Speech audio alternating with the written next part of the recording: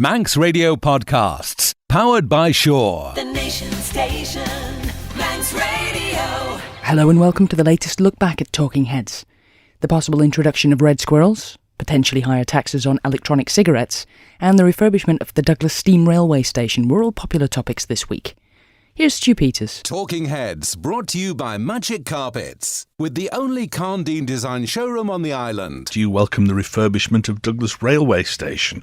The Infrastructure Minister will ask Tynwald to approve spending of £1.1 million on it. Phil Gaughan says there are significant problems with the building and the work could help to bring in more of a return from the facility.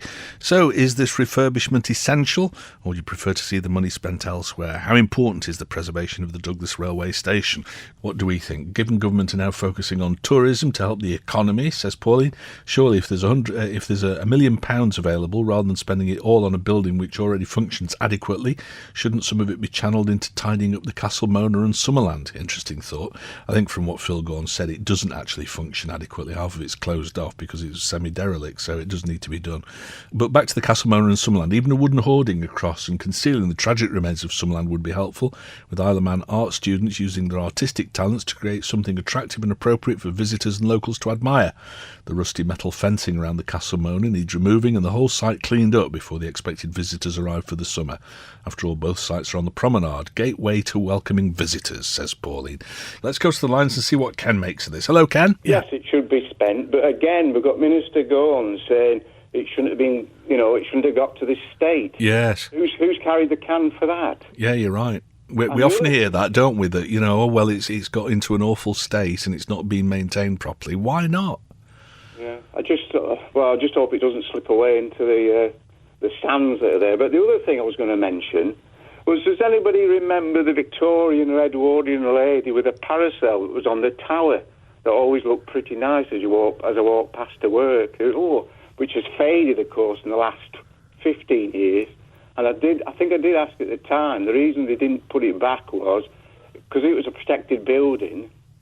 It wasn't part of it, they couldn't do it again. Where was this, at the railway station? Yeah, on the tower. Oh, I see. There used to be quite a pretty Victorian lady. What was it, like a statue sort of a thing? And a summer dress. Right. Looked in keeping, but I was told, of course, that wasn't within the original. Right. But it always looked nice. I just wondered why they didn't put it back. But I know the clock's been taken out at the moment because I think they're refurbing the clock. Yeah, but on the actual tower facing, is it the hill, Station Hill? I forget what they call the hill. There was a picture, quite a nice, biggish drawing of a Victorian lady or Edwardian with a parasol in a nice flowery dress. Oh, right, It looked okay. quite attractive, that. I just wondered whoever painted that or why they didn't replace it. But yes, should spend the money. It's about time. They should have done it maybe a few years ago. Yeah, and spent less and just maintained it properly. All right, Ken, thanks for your call. Hey, Stu, the Manx government want to get the prom fixed before thinking about doing the railway station. They shouldn't have any spare money, as that should take precedence, says Kev. Okay. Waste of taxpayers' money, says Paul. Oh, come off the fence, why don't you? Railway station, £1.1 million spent. Typical of this government, no maintenance on a listed building, same old, same old. They got rid of the railway's maintenance repairs department, which could have been built on and been part of a working museum. Now it's let's spend. Don't suppose it's got anything to do with the end of the financial year or a seat is going in Russian, but Mr G is on almost every day at the moment, says Ray. Well, yeah, an awful lot of things come under the auspices of infrastructure, so it's inevitable, I think, that Mr G's on quite a lot. Most of that building is taken by government offices. Most of the 1.1 million will be used to refurbish them. Spend the money fixing the disgraceful roads instead, says Steve. Comment here from Pat. The VAT office is part of the railway buildings and the place is derelict. No, it's not. I've been in there. It's not derelict. And a poor environment for the staff who work there. Well, that might be true, yeah. The island should be investing for the future with modern buildings. It's not the old buildings that draw wealth to the island, but new modern buildings would, says Pat.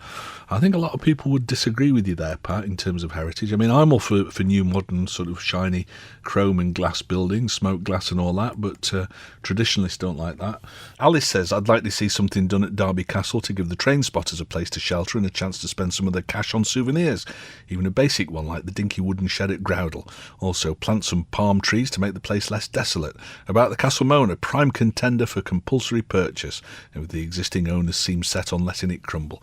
What have we got? got? Have we got a caller here? I think maybe we have. I think it's John. Hello, John. A point nobody has picked up on.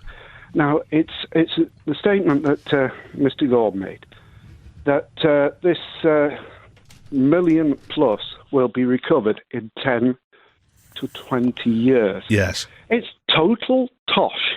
That would mean that you'd be needing a rental income of in excess of £50,000 a year. Well, I think he said 70,000. From effectively a cafe restaurant.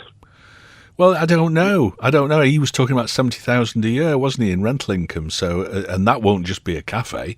I'm sure that's the offices and things as well. What's it going to be? Where's it coming from? Why can't we see this? Nobody tells us anything. Okay. At the minute, it appears that it's to be generated from the cafe, from the restaurant. They want a refurb.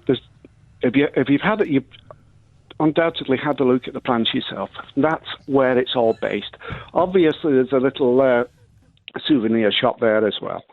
But the need for a license, now that can only be for the restaurant license to serve drinks. Right. And the need to bring the toilets inside. Yes. But everything's cloaked. You can't get any information off this. If I can pull us into the dining cars, they're beautiful, absolutely exquisite. But do they actually make any money for the taxpayer? Well, according to Phil Gorn, they did a thing, 4 or 5 years ago, and it was worth, was it £11 million, did he say in that interview, the Heritage Railway system?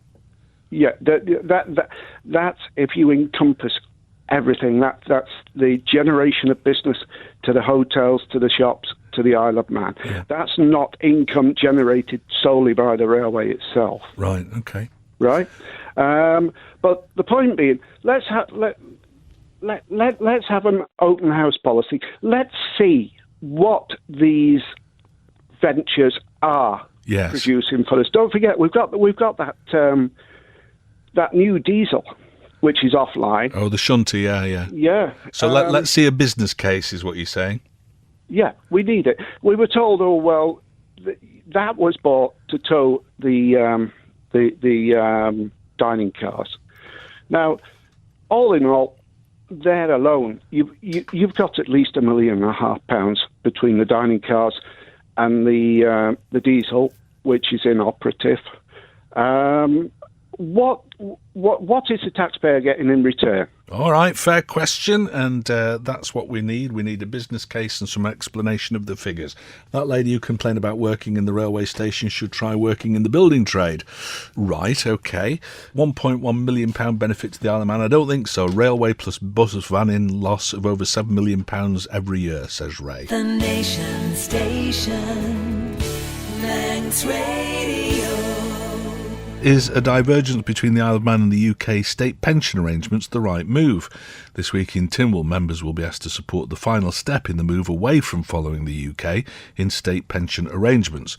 The new arrangements will mean that those who retire after April the 6th this year, who've worked in both the UK and the Isle of Man, will have to make a claim in each jurisdiction.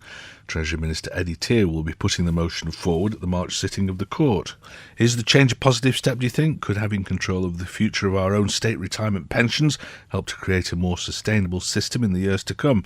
Is this the most sensible decision, or would you have preferred to see the direct links with the UK maintained? Tell us what you think about this.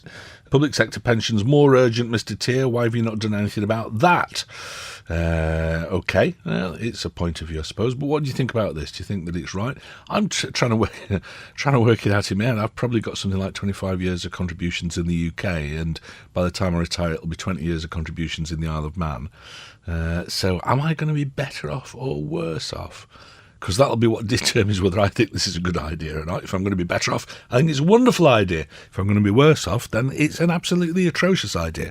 Don't know about you. Have you thought it through? People who are in receipt of a subsidised public sector pension over, say, £200,000 a year should not get a state pension. Are there any people that are on £200,000 a year as a pension? If so, it can only be a very small handful of people, so I don't know that's going to make any difference. Or did he mean 20,000? I don't know. If you've got a point of view of this, do you think going our own way is a good idea? Certainly the Treasury Minister makes a strong case for it. What do you think? And I've got a question here. No mention, but I assume that Manx residents who move to the UK will have to claim any pension due for any national insurance paid here from the Isle of Man. Let me refer you to the explanatory notes from Treasury on this. From the 6th of April, individuals who've worked in both the Isle of Man and the UK will receive separate pensions from each country. Individuals who've only worked in one country will receive a pension from that country, regardless of where they may be resident when they reach state retirement age. So yes, I think is the answer to your question. About time this happens, says somebody else. Possibly a higher tax paid on UK portion of pension instead of maximum 20% on the Isle of Man. And that's where that kind of runs out. So I don't know if it was saying something else. Are they going to tax us on our English pensions, asks Bob in Laxey. Interesting thought. That's a technicality that I've had a look through the notes. I can't see anything about that, so I'm not sure, Bob, to be honest. We've got Sally on the line. Hello, Sally. Hello, Stu. I don't know if this will help the last inquiry about whether you'll have to pay tax on it here, any pension. But I have a small American pension from the years I did work in the States. Yeah. Now, it's not enough for them to charge me tax in the States, but they do send me a form to say how much I've received. Yes. Now, I have to add that to my Manx income, my tax at the end of the year. So it's added to any pension that I have received from the Manx authorities. Got you, yeah. I've been here since 1962, so I've, accumulated mostly Manx tax. Yes. Now, they add it to the income, which means I have to pay tax to the Isle of Man government on all my income, including the American tax. Got you, yeah. Okay, so American pension. So if that answers the question, I don't know. So the person who's going to get an English pension, effectively, paid in the Isle of Man, then the chances are that, yes, they'll pay Isle of Man tax on it, we think. Well, they might. If it's added as income, I have to send all the forms in, which I do. Yeah. And they can see exactly how much the American pension has come to. They can see I haven't paid tax on it there because it isn't enough, but they add it as income to my Manx tax. Manx, yeah, gotcha. Yeah, and then I have to pay sometimes a very small amount, but it's the Isle of Man government that benefits. Yeah, good. Oh, well, that's a good thing. Yeah, okay, Sally, thank you very much for that. That hopefully clarifies. A text in, I spent some time in the forces before coming to the island. Does that mean that I have to claim the part of my retirement pension from the UK government for the time I was in the forces, as I would have been paying UK national insurance at the time? Yes. As I understand it, yes, but it's worthwhile checking with Treasury about it. But as ever, don't rely on me as being an expert in this. If you've got any specific questions about it, talk to the authorities about it, because they'll know chapter and verse on this kind of thing. The Nation Station, Manx Radio. Should the island consider the introduction of red squirrels? The idea would be to change the law to allow the animals to be introduced to the wild under licence. A 6-week consultation will shortly be launched by the Department of Environment, Food and Agriculture over the issue. Red squirrel numbers have been in decline in the United Kingdom for some years now. Is the idea worth considering? Red squirrels for the Isle of Man, is it a move that you'd welcome, or do you have concerns over the possible implications of introducing an entirely new species to the island? Squirrels, and we pay this person $50,000 a year to come out with statements like this. The elections in November can't come quickly enough, says Bob. Okay, well, he's the person to look at it. Yes to squirrels, says somebody else. I think the introduction of red squirrels would be a brilliant idea. The grey squirrel is considered to be vermin, no comparison to the red. We're a safe haven, providing a solution for this survival without having the distinctive grey squirrel killing them off. They spend the majority of time in the trees rather than foraging on the ground like grey squirrels, and I personally feel they'd be a more natural sight in our woodlands than the wallaby. I think it'd be great for the Isle of Man too. Another reason to visit, says Susie. Thank you, Susie. Stu, squirrels should have been reintroduced to the island years ago as an added tourist attraction. The Formby Squirrel Sanctuary is a delight to visit, says Doug. Okie dokie, let's go to the lines. We've got Barbara on. Hello, Barbara. I've thought for a long time now, quite a few years, that it would be wonderful to have red squirrels here, to be a haven for them, and I did write, and they said they would look into it, so I'm really pleased that somebody is now looking into it. Oh, good. I can't see that squirrels will be a danger to any of our indigenous species, because we've only got long-tailed fellas, mice and rabbits, haven't we? And the wallabies that wander around. Yeah. We've not got very many mammals as indigenous species, have we? So I just think we would be a safe haven, and the grey squirrels hopefully wouldn't get here, so they wouldn't be a danger to them. And I feel a bit sad for the grey squirrels. They didn't ask to be brought in, did they? And I know they're classed as vermin, but they didn't ask to be brought to the British Isles, and they're only living their lives. Did they come from America originally? Yes, I think they did. Yeah. But they do wipe out the red squirrel. I think they give them some sort of illness. I believe so, some pox. Yeah, and eat their food, or I think it's more this illness that they give them that wipes out the red squirrels. And they try to inform me they've got an area that have got red squirrels, and they're safe way up in Scotland, aren't they? Because they tried to keep the grey squirrels cold so they can't get any further. Gotcha. So I would say go for it. Let's have red squirrels here if it was feasible, and I think it will be absolutely wonderful. Brilliant. Lovely. Nice, concise call from Barbara. Thank you for calling. Let's see what John Dog reckons on this. Hello, John. I'm anti, I'm afraid. Are you? It's a great idea and a great thought, but the problem with red squirrels is, firstly, if they could survive, they'd be here. We haven't got a lot of woodland. People think we got trees here. We haven't got a lot of woodland that they would need to survive on. That's got loads of forestries and things, haven't we? We've got trees, but we haven't got woodland like they've got across. Okay. The squirrels. We haven't got a lot of trees. That's why if you go down the Isle of Man, you see slate gate pillars for gates made out of slate. We didn't have the wood to do slates. But anyway, that's Duncan. There was a Wildlife Trust. He had a good take on this, and I think he went on. This has been talked and aired before, and he's been on and said what he thought. Yeah. Firstly, I know and believe that there isn't the amount of trees for them to survive. Secondly, apart from eating nuts and so on, they eat eggs, birds' eggs, and nestlings. Right. So that would be another issue. If there's not a lot of trees about, they'd eat more eggs and nestlings. I see. So they would do that.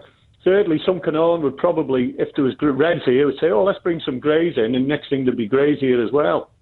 Well, I think it's fairly tightly legislated, isn't it? You know, talking to the minister just now. But there's been foxes left on the road. Somebody's come. I heard a story with somebody that they hit a fox on the motorway driving to the Isle of Man, put it in a boot. When they got out somewhere, Patrick somewhere, they threw it out of the back of the car, and there was a dead fox lying on the road being knocked down. Everybody thought there was foxes here. Right. I'm not saying there weren't foxes here, but I'm just saying that's the sort of thing that some idiot would probably do. Yeah. But there's definitely I don't, and reading up on it and hearing other people talk, and there's not the amount of woodland you would need for them to survive. There is woodland here, but if they got increased in their number, a wonderful concept, and I think it's a fantastic idea, but it wouldn't work. That's my logic, and as I said before, they eat nestlings and young birds. So that could cause problems. And eggs, and that would have an adverse effect. And their birds are struggling anyway at the minute. Okay. All right, John Dog, thank you very much for your call. It's always nice to hear people who know what they're talking about. Stu, the introduction of the red squirrel on the island would be a big plus for tourism and local wildlife. I've visited the Red Squirrel Reserve at Formby on Merseyside many times as a child. Recently on a visit was surprised by how many visitors were tourists from all over the UK and Europe. They're highly entertaining little critters when they're at play. Bring them in, I say. All righty. Squirrels, disease-ridden vermin, says Paul. There you go. Two texts, completely poles apart on the same topic. Isn't it interesting how people see these things? Stu, we should absolutely introduce red squirrels to the island where they'd be safe from the virus carried by the grey squirrel. Plus, just think of the additional advantage for children who've never seen a real squirrel, and it would encourage nature enthusiasts to come over.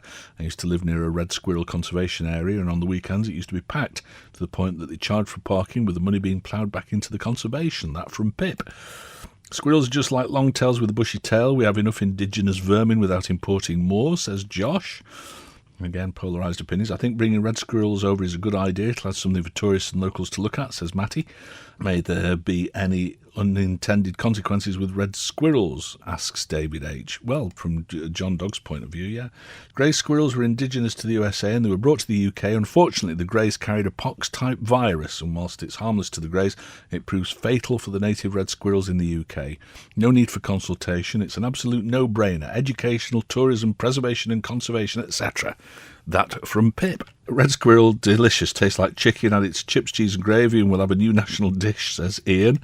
You're a very bad man, Ian. Stu, it'd be a good idea to bring the red squirrels over here. They're not harmful to other wildlife, not like badgers who have TB and can endanger cattle, etc. Okay. Stuart, they may be a danger to riders during the TT and MGP, says Chris. Yeah, but I suppose that any wildlife is a danger, isn't it? Bring it on, roast squirrel, yum yum, says Pete. You've been watching too many of those Bear Grylls programmes, that's your problem. Yes, they should be brought over. I've thought this for years. They need a safe place to be given a population a chance to recover. This in turn could be a reservoir for future populations in the UK, says Paula. Not enough food to sustain a squirrel population unless the government's been busy planting Scotch pine, etc. Saying that, I'd rather see red squirrels introduced than the sea eagles that they're also considering. John Dog's wrong. Red squirrels are vegetarian. They eat seeds, etc. Google, what do red squirrels eat, says Pip. Ah, okay. Tourists aren't going to pay for a flight or boat tickets just to see red squirrels. Ha-ha. Ha-ha. Red squirrels introduction, a good idea for preserving species. North American grey squirrels introduced in the 19th century carry a disease that's immune to them but deadly to the reds, so they wouldn't work here. Doubt there'd be any great tourist attraction though, but it won't stop Richard Ronan saying that it would be great for the economy. Laughable. Squirrels, long tails with good PR, says John H. Okay, let's go to the lines. I think we've got John wants to have a chat about this. Hello, John. I think John Dog has made a very valid point. And I mean, that is that humanity is all too keen to introduce species into areas they've previously not been without any consideration of what the long-term problems might be. But I think the underlying this is the fact that, the Isle of Man is in a very special position because it's surrounded by a sea. And we have our own government. So theoretically, we could, with a lot of forethought, establish, communities of species like the red squirrel, just as we have an extremely buoyant and good bee population. However, I think one of the main considerations of this is that the legislation in regard to, the importation of these species illegally has to be massively increased, because people have to realise that if they want to play a silly game and bring over stray bees or red squirrels or whatever, that, you are risking potentially a term of imprisonment and so on, because, bees particularly, I mean, without bees, we don't have half of our vegetables. Yeah, sure, yeah. And, I mean, recently there was a study which showed that I think it was 10 of the readily used chemicals which are accepted for use, in garden pesticides and things, actually have a serious deleterious effect upon bee populations. Okay. Now, well, it looks as though the government is taking this fairly seriously. I mean, there's going to be a 6-week consultation into it, and I expect that all the experts are going to be consulted on it. If it was me, then I'd just say, get a few boxes of squirrels over and let's see how they get on. But I think government's taking it a lot more seriously than that. Well, they need to, because effectively this is potentially a big earner for the Isle of Man, because it's a niche that we could very easily fit into. And as you say, we could be providing, stocks of red squirrels to other jurisdictions where they've died out or where populations have become seriously endangered because, there's not a sufficient... So if the concerns can be addressed, John, you'd be for it? Oh, yes, I think the concept is good. I think in the practice we have to be extremely careful. All right, thank you for your call, John. Never mind squirrels, let's have unicorns and dragons. You can buy them from Hogwarts, says Paul. Good. It's been mentioned before and it's been claimed there wasn't enough natural food for them, not many oak and hazel trees, says Gary. I'm with John Dog, nice things to have, but not enough natural food or trees. They'd cause havoc to the bird life, says Ian. According to RSST, red squirrels eat spruce and pine seeds, acorns, fungi and berries. No mention of birds' eggs or nestlings, says John. Okay. I forgot to mention the cane toad and other mistaken introductions, says John Dog. Wallabies aren't native, but we've got them, says Wendy. Yes, indeed. And somebody else on the diet of red squirrels, seed eaters primarily. Catherine's dug out the definitive word from Forestry Commission England website about the diet of red squirrels. Red squirrels are seed eaters. They favour pine cones, but also eat larch and spruce. Their diet also includes fungi, shoots and fruits of shrubs and trees, and sometimes birds' eggs. They can choose between good and bad nuts by holding them in their paws. Reds do not hibernate and store fungi fungi in trees to eat over the winter months. When food's plentiful, they put on weight in the autumn to help them through the winter. This is important for breeding females so that they're in good condition for producing young. Excellent. Red squirrels, done, sorted, dusted. Talking Heads, brought to you by Magic Carpets, with the only Carndine design showroom on the island. You're listening to the latest Talking Heads podcast, featuring highlights from the programme over the past week. The Nation Station, Manx Radio. Is taxing people the most effective way to tackle rising child obesity rates? A sugar tax was the big announcement in the UK budget yesterday. Simon English takes a look at how it'll work there. No one was expecting George Osborne's announcement. Today, I can announce that we will introduce a new sugar levy on the soft drinks industry. Companies will be taxed within 2 years, although small producers' pure juice and milk products won't be affected. It's something celebrity chef Jamie Oliver's been campaigning for. I never thought I'd get it, ever. I'm shocked, but in all the right ways. I'm humbled, actually. The Chancellor expects it to raise around £500 million a year, which will fund extra sports at schools. Shares in drinks firms dropped sharply after the announcement. So what do we think? Is increasing the cost of unhealthy foods the right way to tackle obesity? Is hitting people in the pocket the most effective method of persuading people to change their lifestyles? Or is this sort of tax unfair to those who do eat sensibly? Stu, putting a tax on sugary foods will not reduce obesity. People will still buy them. Take smoking. The other day in a supermarket, I watched a man buy 100 cigarettes paid for on plastic. It's not only sugary drinks, says Norman, that put weight on. It's just bad diet and too big a portion. Moderation is required. Taxes just mean that people will not buy other items. Income dictates what they'll buy. I don't think government should interfere with people's choice. Thanks, Norman. George called. They've just announced the sugar tax in the UK, so manufacturers are going to start putting alternatives in their drinks to sweeten them to replace the sugar. That's a worry, I suppose. The alternatives, how bad are they for you? Are they worse for you than sugar? And are there any detrimental side effects? That's something that's worth doing a programme on. From what I've read over the years, there are all sorts of worries about. Is it aspartame, the sweetener that a lot of people use? Supposedly there are all sorts of problems with that. Let's go to the lines. We've got Ken on. Hello, Ken. The sugar tax, or the sugar levy. But you must remember it's only on drinks. Yes. So the drink companies are up in arms because it's not based on, chocolate and things. And also, basically, can we get it into the VAT? I know it's not to do with that, but into the VAT agreement, because we'll lose out then. Right, okay. Because, got to bear in mind, though, will they bring it in? So if you do a lot of work beforehand, remember, I think it was Cameron said up as late as November, we weren't bringing it in. Right. Because the companies are going to do their own thing. Yes. They'd reduce it, but of course Osborne, he throws out this, bit of a sweetener, because his budget's a bit of a problem area with less money. So well, we want it to be in the agreement, whether we bring our own levy in or we just don't do anything. What he said was that he was doing this for future generations and for the health of the nation. But, the cynic in me does say it is going to bring him a huge amount of money in, isn't it? Well, perhaps, I don't know. Yes, because I was just looking at a bottle of red stuff here and it's got 4.5 per 100, so that's going to be in the lower level. Right. And whether we can get onto the ground floor and get in, or else we're going to be... Because if we don't bring it in, the supermarket or the big supermarket who sells stuff, will they be dumping the sweet stuff on us? Right, there's a thought. I wouldn't have thought so.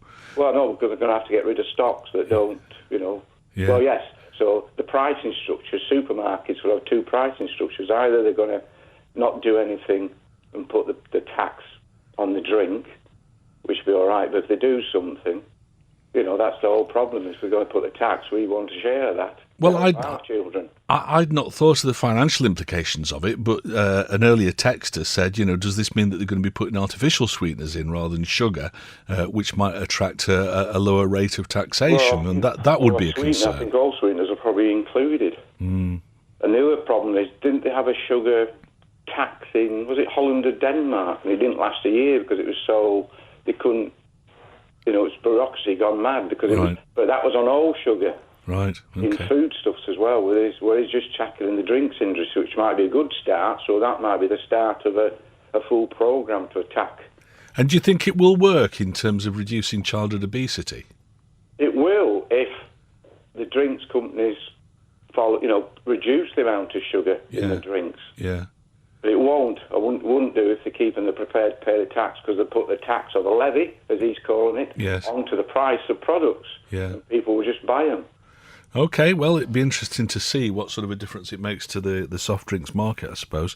It looks as though the experts are predicting it's going to have a very negative effect if share prices are down with the soft drink companies.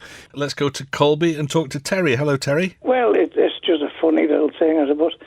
I think it's just a racket for making money, because any child getting a drink that used to be sweet and they want to have it sweet again, all they do is put a spoonful of sugar in. And the sugar content they've got then is far greater than probably would have been if they'd left it alone. I don't think they'll do that in reality, Terry. Do you not? No, I don't. I'll tell you what, when I go out and have a drop of wine, if it's a bit dry, I put lemonade in for the sugar, or a bit of sugar in it. Do you? Yes, I do. Okay. To make it suitable to my palate. Okay. All right. Well, I don't know that they were particularly worried about that, but yeah, all right. So you put lemonade in it or something to make it taste better? Yeah, just a spot of lemonade in white wine. You need to change the wine, don't you, if you don't like it? Well, yeah, but this is if you've got a bottle and other people are wanting a drier wine. Oh, I see. Than you normally would drink. You're not going to do without altogether. So you're a Liebfraumilch man, really, are you? You like the sweet white wines? I do. Yeah. Well, sweetish, not over sweet. Right. Sweetish, yeah. Okay. Well, like myself, sweet. Lovely. Thank you very much, Terry. It won't worry people who eat normally is they don't buy high sugar drinks very often, says somebody else. It would make more sense to force manufacturers to cut sugar content at point of manufacture, making drinks less palatable. That's from Bob. Well, yes. I suppose that this is one of those things that it will be driven by the market, won't it? So if the fizzy drink manufacturers decide that because of the taxes they're not selling as much as the drinks, it might make them look to doing alternatives. And there are already low sugar alternatives to most of the drinks, but a lot of them are full of these sweeteners, which is a concern, I think. Clearly the sugar tax can't do both of making children healthy and raising funds. As the extra funds are raised, then the children must have continued to drink the sugary drinks. There will be some interpolation, yeah. Stu, I expect the Treasury Minister to make an announcement soon on what rebates the island should get from the sugar tax duty. We hear a lot about VAT refunds, but never hear anything about rebates on duties like fuel, etc. Stu, tax on sugary drinks? No. Tax on sugar? Yes. An opportunity missed, I think. Any amount of sugar can be added to concentrated drinks by passing the tax, says Pete. Tax the unhealthy food and drinks and make the healthier fruit, veg, fish, etc. cheaper and more accessible to low-income families. That's from Sarah in Foxdale. Good idea. I, for one, will only buy full-fat sugar drinks. I prefer obesity rather than the risk of cancer from the sweetness, says Jason. Goodness sake, let's not pretend the sugar tax is anything other than another money-making scheme. Surely it's for parents' responsibility to ensure moderation in all treats. Yeah, but a lot don't, you see. When my children were little, they had Corporation Pop. Yes, so did we. And artificial sweeteners have been proved to be harmful. Stop playing Big Brother under the guise of protecting children. All right, thank you very much indeed. Our daughter was only given milk and water when young and never took to sweet fizzy drinks. Plus, we never bought them to have in the house. She's now a young adult and still doesn't like them. Childhood obesity is down to parents and their choice of food and drink bought and allowed to give their children. Plus lifestyle, says Dee. I think there's probably an awful lot of truth in that as well.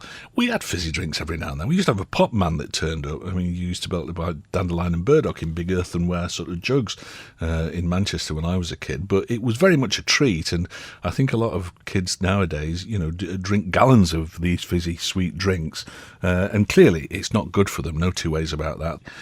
Was it Carnforth's Pop Brew, says Susie. I can't remember what it was called, the pop that we had as kids.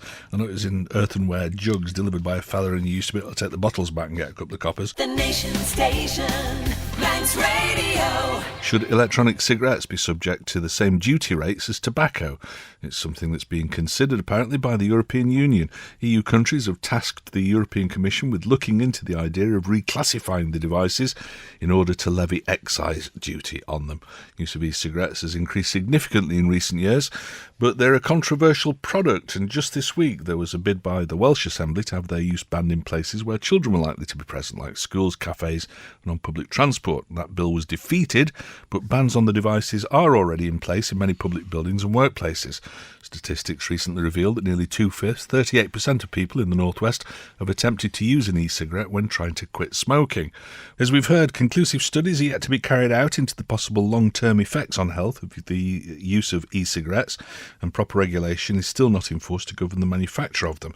Would you support the taxing of e-cigarettes at the same level as tobacco? Should their sale and use be restricted until proper regulations brought into force and studies into the health implications of the use have been completed? Or would imposing higher taxes on the devices lead people who use them as an alternative to tobacco to switch back? Let's go to the lines and see what Neil makes of this. Hello, Neil. I think it's not just a step backwards. I think it's a huge con. I think there's two ways of looking at this. The first way, from an economic aspect, is that Judge Osborne's projections have been shot at for the last 2 or 3 years. They're obviously in an economic mess, so they're looking to squeeze the consumer every possible angle they can. Looking at it from a health aspect, actually, I'm a non-smoker, by the way. Right. But I have a number of friends and mates who do smoke, and the way I look at it, e-cigarettes are a sort of halfway house. You'll understand this more than I do. Yeah. It's a sort of halfway house between being on full-time cigarettes as in the proper context of them, and eventually packing in. I have one friend who was on e-cigarettes for about 9 months and now is a non-smoker. Brilliant. I have another friend who's cut his e-cigarettes down to hardly anything per day, and the likelihood of him going back on cigarettes full-time are looking extremely slim.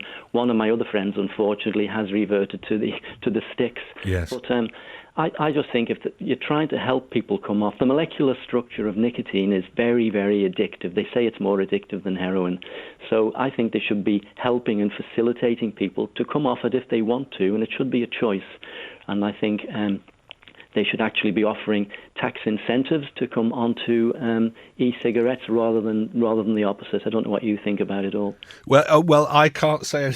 I've got to recuse myself from this because Catherine knows that I'll get on my soapbox about it, and so she said, "No, don't let other people have a say about it." I think this sugar tax is another aspect of just raising revenue as well. Yeah. Incidentally, I have an uncle who's now 83, heading on 84. He smoked 60 senior service every day since he was 14. Yeah. Every day, 60 senior service. He's now cut back to about 40. And he's actually as fit as a fiddle. But the interesting thing is that when he was in his early 60s, his wife persuaded him to go on low-tar cigarettes and try various types of tipped cigarettes, obviously. Yeah. And he said to me, we were down the farm one day on the tractor, and he jumped off and he said, "You know what, Neil?" He said, "For the first time in my life," he said, "I've got a sore throat and a cough." Yeah. He went back on the senior service and he was as fit as a fiddle. It's personal choice in life. I mean, I dread the moment when George Osborne's going to announce a huge tax on cheese and tea because it's going to cost me an absolute fortune. Well, yeah. I mean, that's the thing about this. It's like, it's things that people use or enjoy, which are perfectly legal, and all of a sudden they're saying, well, yeah, we're going to have to tax you for doing that. I know. It's like, hang on a minute. Yeah. Anyway, that's my view. All right, thank you very much for calling. It's always nice to talk to Neil from Castletown. If you've got a point of view on this one, I promise not to hijack the whole thing. John says, didn't smokers used to say that without the revenue from tobacco, the Exchequer would be bankrupt? Were they right? Says John. I don't know. I've never heard smokers say that, I must admit, although smokers have often said that we, because I used to be a heavy smoker, did contribute far more to the Exchequer than we ever took out in terms of healthcare by something like 10 to 1. I don't think anybody ever said that the Exchequer would be bankrupt, but I'd worry about things like this, that this is what they're trying to do. They're trying to replace the lost income because fewer people smoke these days. Stu, e-cigs, how can they tax them? A tube, a battery, a tank and some juice. It's not tobacco. E-cigs are the only thing that got me off tobacco. Regards from Dave. Me too, Dave. That just proves the government aren't interested in health, but only in grabbing taxes. £8 a pack, of which £6.40 is tax. That's from a different Dave. Well, yes. Let's go to the lines. We've got Peter on. Hello, Peter. I was thinking of recently giving up smoking. I even contacted that, is it For You or something? Oh, Quit For You. Yeah. Supposed to help you. Yeah.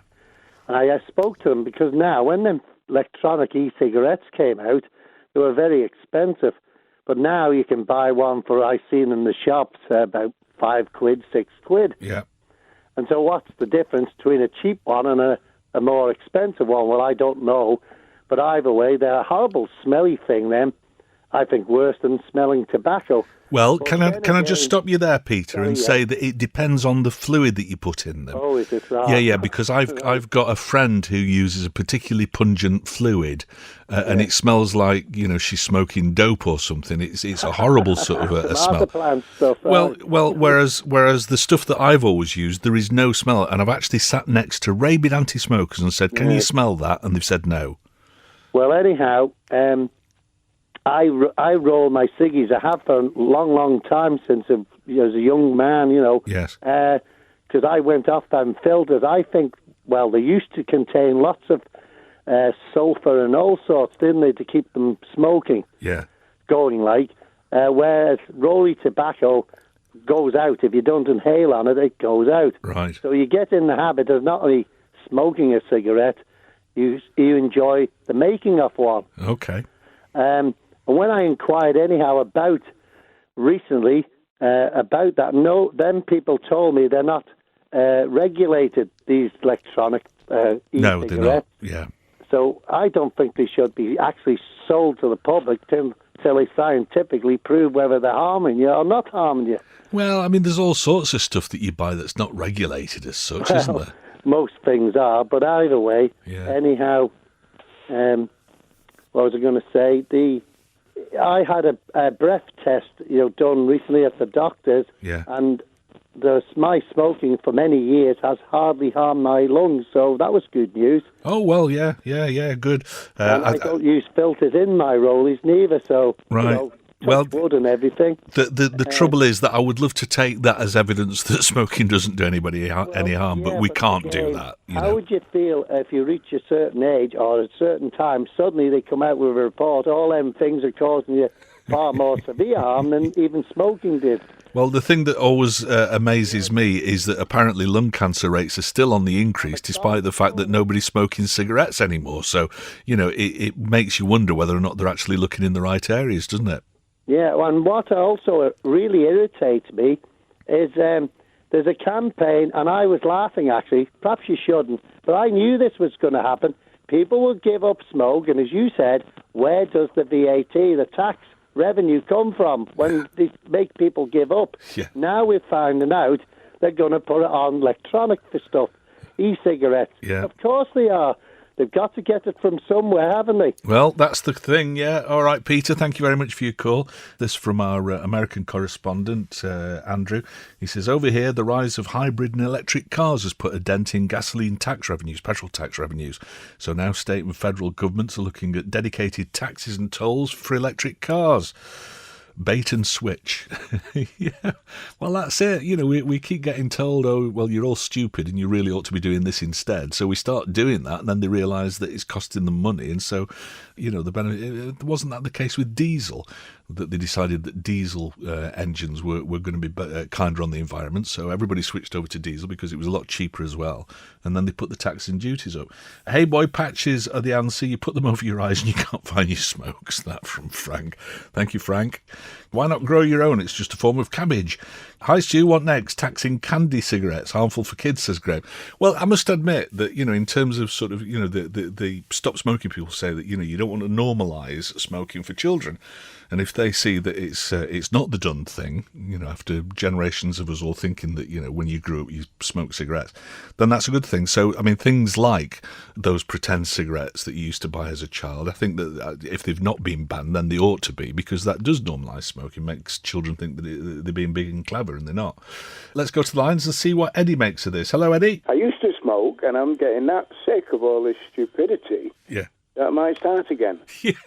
Honestly, it's driving me mad. Well, that's the trouble with these things, that you get to the point of listening to these people and they just go too far with it, and you end up actually just digging your heels in, don't you? I know, yeah. Well, when I listen to, I'm not knocking your programme, I like your programme, but there is so many little subjects where hypocrisy comes in so much. Yeah. I mean, it's only a couple of months ago I told you about the tests that were done on Oxford Road. Yeah. So they've got the answer to why people, your question earlier was people are still dying of lung cancer. Yep. Well, there's the answer. They're now starting to admit that it's the pollution from them vehicles. Well, and the latest thing I saw was that these air fresheners that people have in their houses, they could be responsible as well, because... Yeah, we mentioned that, yeah. Yeah. So there are, deodorants and things that we're all spraying every day, so... Did you see a programme on television the other night about some of these new cities that they're planning? No. Where you don't have any cars at all. Oh, right. There is no roads going in for you to have cars. They're like paved areas with trees and everything, but right in the middle is just a small rail. Yeah. And there's an electric vehicle comes past whenever you request one. All right. They are unmanned, everything. Yeah. And they take you out of the suburbs into another area where maybe another similar system goes. Right. But that's a really one of the great things that I've seen in ages initiative, you know what I mean? Well, yeah, but, whether or not it's going to work, I suppose. All right, Eddie, thank you very much for your call. Stu, no, don't tax candy cigarettes. Sort of Nick at the sweet shop. Talking Heads, brought to you by Magic Carpets, with the only Carndine design showroom on the island. That's it for the latest look back at Talking Heads. Our thanks to everyone who took part in the programme this week. If you'd like to get involved in the discussion, you can call, text or email on weekdays between midday and 2 p.m. Or you can share your thoughts on the Facebook page. That's Talking Heads with Stu Peters, and you can do that anytime. You can listen back to each day's programme in full using the on-demand section of the Manx Radio website, and the website's also where you'll get an update of what's on the programme each day. You can also keep up to date with that information by liking the Facebook page or following Stu Manx on Twitter. And if there's anything you think we should be talking about on the programme, why not suggest it to us by emailing talk@manxradio.com. But that's it for now. So until next time, goodbye. Don't sit in the slow lane. Join the fast lane right now with Shaw's all-new Superfast Plus broadband. Enjoy more bandwidth, amazing speeds and the best value on the island from just £23.95 per month. So don't be left behind. Get a piece of the high-speed action with Superfast Plus broadband from Shaw. For details, visit our stores in Douglas, Ramsey and Port Erin or click shaw.com.